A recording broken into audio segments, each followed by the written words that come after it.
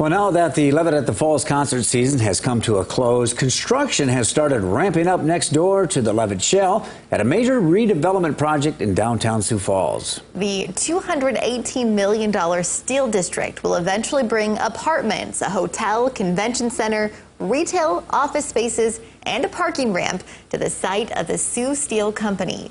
A part of the century-old manufacturing business will be folded into the development as a way of preserving the industrial roots of Sioux Falls. Perry Groten gives us a rare look inside this historic downtown steel sanctuary in tonight's On KELOLAND. Tim Norris has worked at the Sioux Steel Company for 20 years.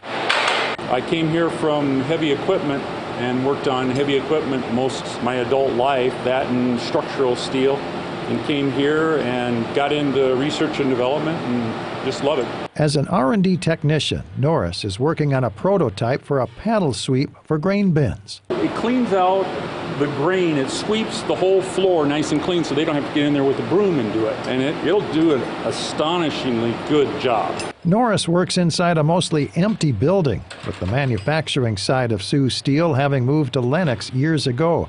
But Norris enjoys this steely solitude. I love it because I don't have anybody around me and I can just go, go, go. But the emptiness inside these sprawling buildings in downtown Sioux Falls conceals a business plan full of promise.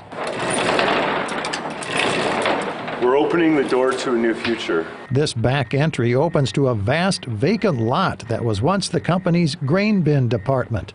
That building has been torn down, and now earth-moving equipment is preparing the site for what will be home to a parking ramp and office building as part of the Steel District development. My great-grandfather, my grandfather would be so proud to see the something old being replaced with something so new and good for the city. I think they'd just be super excited, and we are too, obviously. Sioux Steel has been in Scott Risden's family for generations. It started operations back in 1918. It was, of course, a different economy then, right? It was more of a manufacturing economy, and that's why a lot of these places that are all across the United States, down by the river, are moving out in place of urban development because it's time for us to move. But the move will be gradual for Sioux Steel.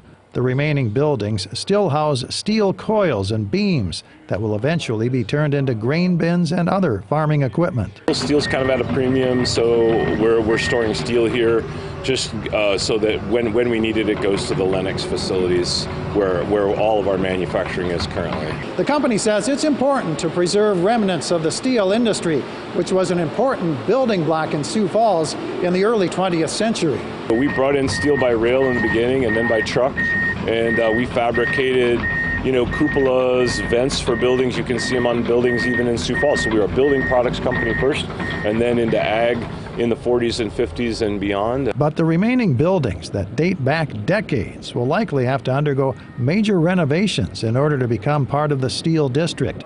And Risden sees plenty of promise for developers to convert the old buildings into profitable new enterprises. We've had everything from brew pubs and breweries to pickleball courts to things like that, so we're open to any ideas.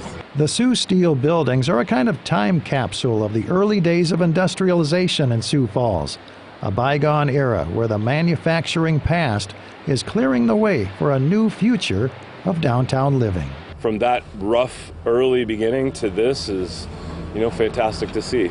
With On KELOLAND, I'm Perry Groten. The Sioux Steel Company's downtown buildings also house offices, but workers say that they're far enough away from the Steel District construction to not be affected by the noise.